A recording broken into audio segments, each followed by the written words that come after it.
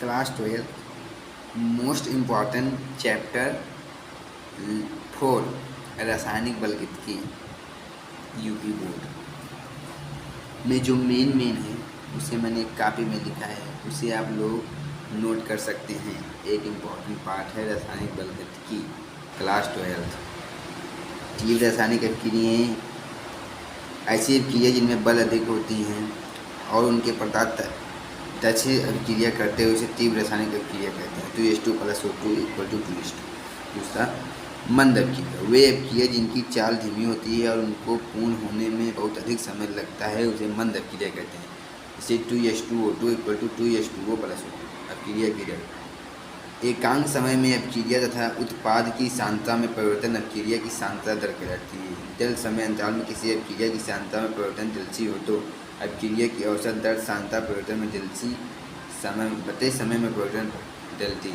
देखिए आप लोग इसे लिख लीजिए वीडियो को रोककर। अभिक्रिया की दर को प्रभावित करने वाले कारक, किसी भी अभिक्रिया में प्रभावित करने वाले कारक निम्नलिखित हैं। सांद्रता, किसी भी अभिक्रिया की सांद्रता बढ़ने पर अभिक्रिया की दर बढ़ जाती है। अभिक्रिया के अणु की संख्या बढ़ जाने से टक्करों की संख्या बढ़ जाती है। उत्प्रेरक की उपस्थिति में अभिक्रिया की दर बढ़ जाती है क्योंकि सक्रिय अणु की संख्या में वृद्धि हो जाती है। अभिक्रिया की दर समीकरण, जो समीकरण अभिक्रिया की दर और कारकों की सांद्रता के बीच संबंध व्यक्त करती है, अभिक्रिया की दर का समीकरण कहलाती है। किसी अभिक्रिया दर कारक ए को सांद्रता का प्रथम घात के तथा कारक बी के द्वितीय घात के अनुपाती होती है।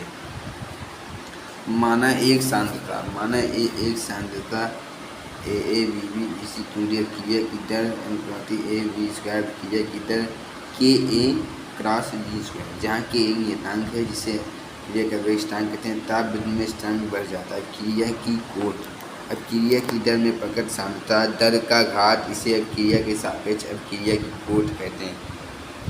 Small a + small b and b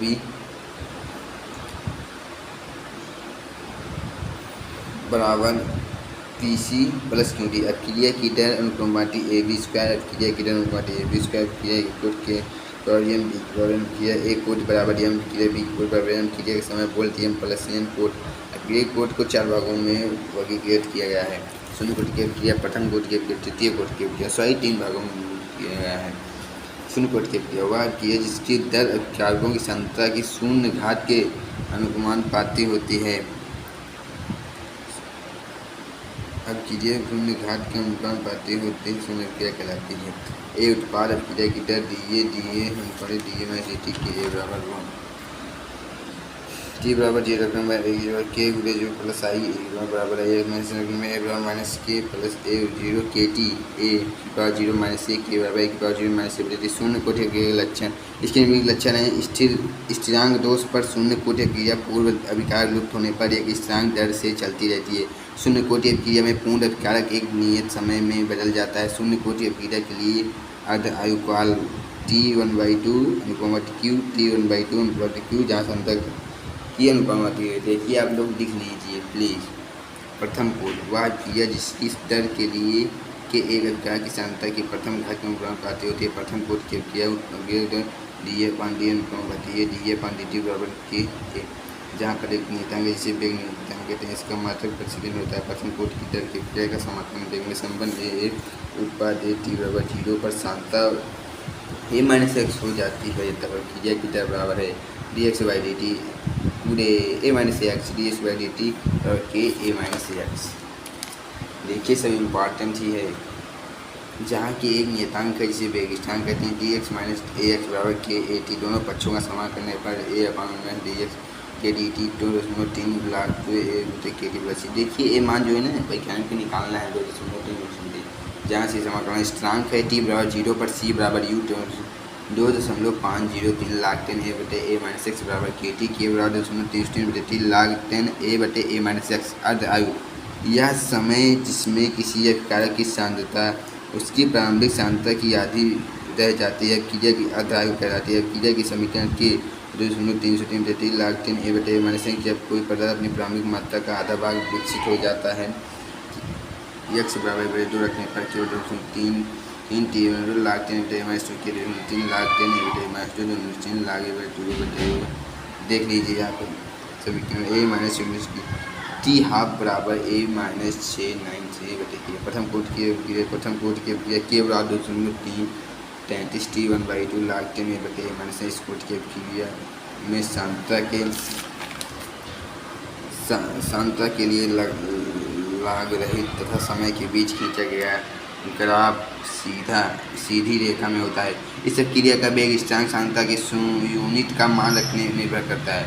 इस कोट की क्रिया के आधार क्रिया की सांद्रता पर निर्भर नहीं करता है। क्रिया की आवृत्ति किसी क्रिया के प्रारंभिक पदार्थ लेने वाले अभिकारक कणों की संख्या जिनकी आपस में एक साथ टक्कर होने पर अभिक्रिया की आवृत्ति कहलाती है। आवृत्ति पर यह 3 प्रकार के होते हैं: ए उत्पाद, ए परमाणु, ए प्लस बी उत्पाद, ए परमाणु, ए प्लस बी प्लस उत्पाद।